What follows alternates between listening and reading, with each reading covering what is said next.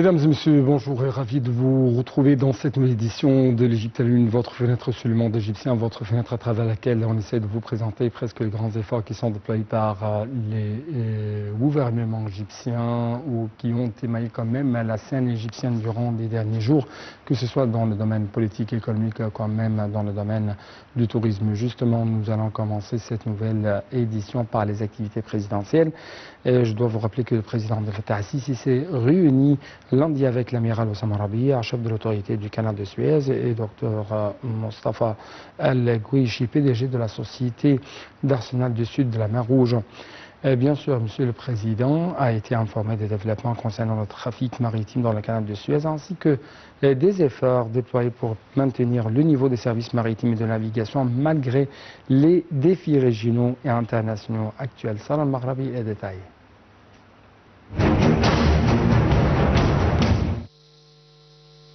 Lors d'une réunion lundi entre le président Abdel Fattah el-Sisi avec le chef de l'autorité du canal de Suez et le PDG de la société d'Arsenal du Sud de la mer Rouge, l'achèvement du projet de développement du secteur sud du canal a été déclaré désormais pleinement opérationnel depuis février 2025, ainsi que de la station d'eau d'Ismaïlia, dont la construction a été achevée avec une capacité totale de 180 000 mètres cubes, en plus de la mise en service de nouvelles unités maritimes. La réunion a également porté sur l'état d'avancement des projets menés par l'autorité et ses sociétés affiliées, l'activité du centre de recherche de l'autorité, la situation des travaux de construction des nouveaux ponts flottants, l'achèvement du dragage du passage du lac d'Al-Bardawil, ainsi que les efforts de modernisation des quais de pêche. Outre les efforts visant à développer la flotte maritime de l'autorité du canal de Suez ont été passés en revue en la dotant de nouvelles unités modernes dans le but d'assurer la sécurité et l'efficacité continue de la navigation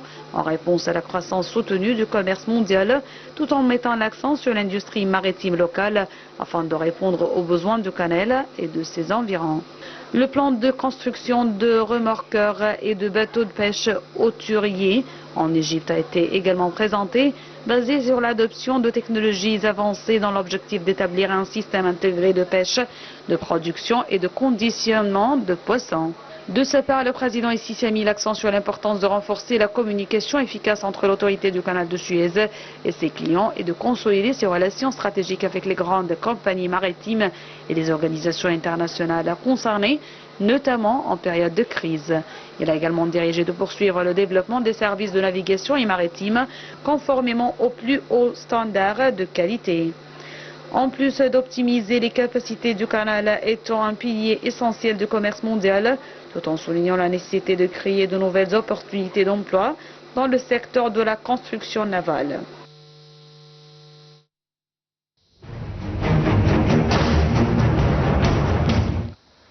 Également, Monsieur le Président Abdel Fattah al-Sisi a reçu lundi le président du groupe de la Banque africaine de développement BAD, et ça en présence du Dr René Manchat, ministre de la Planification, du Développement économique et de la coopération internationale. Monsieur le Président a en fait exprimé la reconnaissance de l'Égypte pour les efforts déployés par le président de la Banque africaine de développement en vue de renforcer le rôle de l'institution, de mobiliser les financements nécessaires à la réalisation des objectifs de développement dans les pays africains tout au long de son mandat de 10 ans. Voici les détails.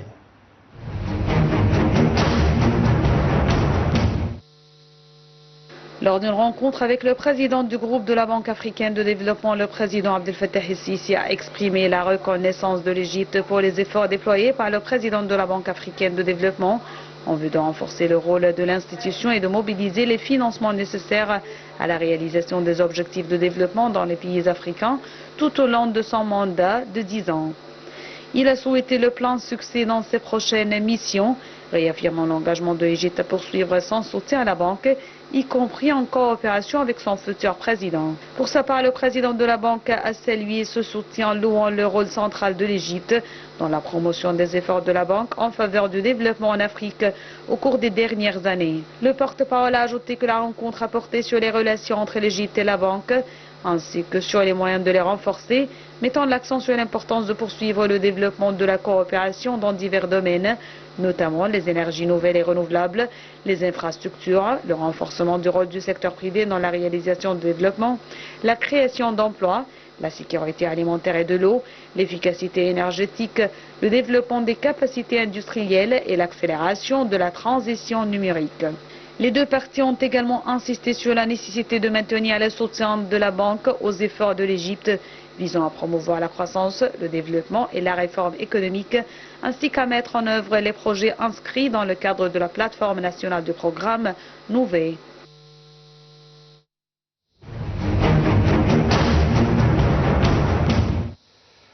Le Premier ministre Dr Moussa Madbouli a évoqué hier avec un certain nombre de ministres et de responsables les derniers préparatifs de la cérémonie d'ouverture du grand musée égyptien GME. L'ouverture du musée est prévue le 3 juillet. L'établissement sera fermé du 15 juin jusqu'au 5 juillet. Le ministre des Affaires étrangères et de l'immigration Badr Abdelghati et le ministre adjoint des Affaires étrangères pour les relations culturelles, l'ambassadeur Yasser Chaban, ainsi que d'autres responsables ont assisté à la réunion.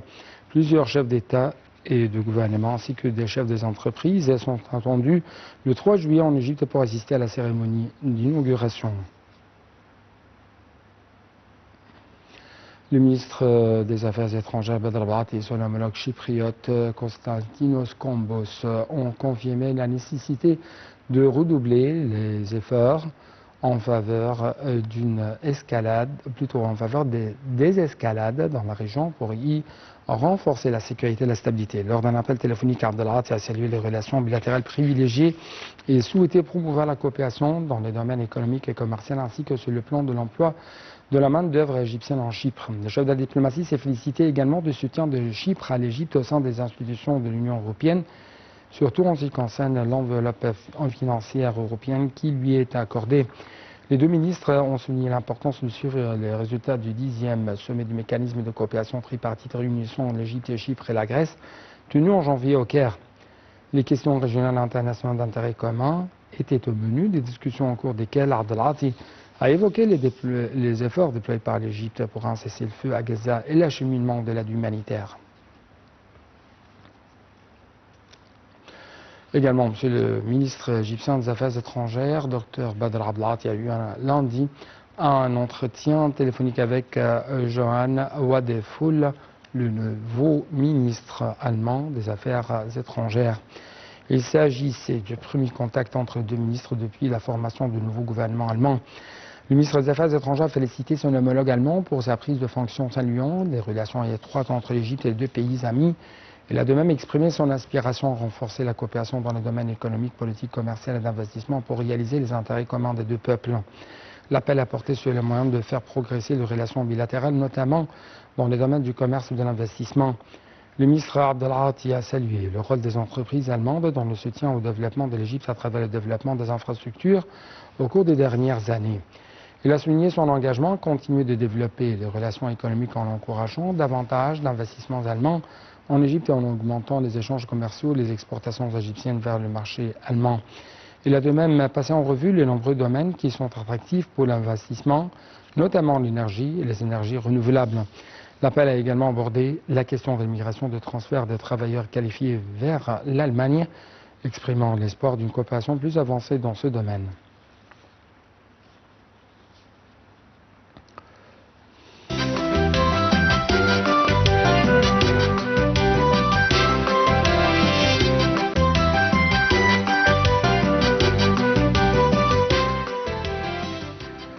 À la une de notre tournée économique, l'Égypte a fait des progrès significatifs en matière d'amélioration du climat d'investissement, ainsi qu'en fait une destination attrayante pour les entreprises mondiales, selon le Centre d'information de soutien à la prise de décision IDSC, affilié au Conseil des ministres. Le nouveau rapport publié par cette institution a abordé les efforts louables déployé par l'Égypte pour renforcer l'environnement de l'investissement et atteindre les objectifs ambitieux de la stratégie de l'Autorité générale pour les investissements et la zone franche GAFI 2023-2026, ainsi que les incitations sans précédent offertes par l'État égyptien afin d'encourager l'investissement.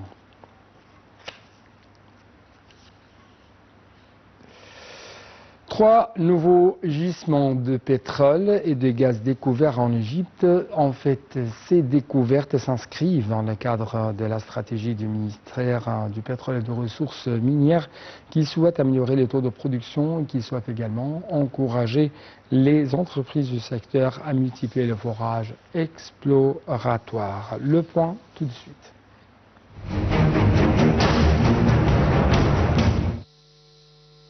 Dans le cadre de la stratégie du ministère du pétrole et des ressources minières qui souhaite améliorer les taux de production et encourage les entreprises du secteur à multiplier les forages exploratoires, le ministère du pétrole et des ressources minières a annoncé hier la découverte de 3 nouveaux gisements de pétrole et de gaz par les sociétés égyptiennes Gapco, Petrobel et Khalda dans leur zone de concession située dans le désert occidental et dans le golfe de Suez. Le 1er mai, Gapco a découvert le nouveau bassin d'exploration GS 327 A15 qui pourrait lui permettre de produire 720 barils de pétrole par jour. Une semaine plus tard, Petrobel détecte le filon West Ferran 2 dans le golfe de Suez avec un taux de récupération de 2660 barils de pétrole par jour. Enfin, le 11 mai, la société Khalda a décelé le gisement South Nat 1 dans le désert occidental. La production espère du puits est de 30 millions de pieds cubes de gaz par jour.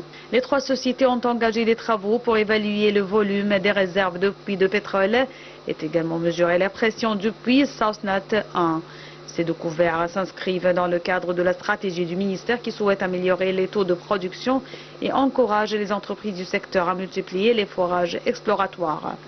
En 2023, l'Égypte avait découvert 51 nouveaux champs de pétrole et 14 de gaz dans les zones du désert occidental, du golfe de Suez, du delta du Nil et du Sinaï.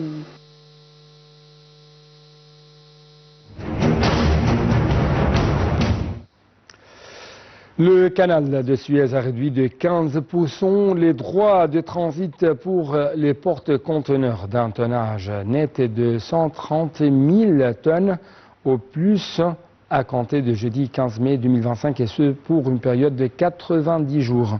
Selon le président de l'autorité du canal de Suez, Oussama Rabia, à l'issue d'une rencontre mardi avec l'ambassadeur d'Italie au Caire, Michel Quaroni.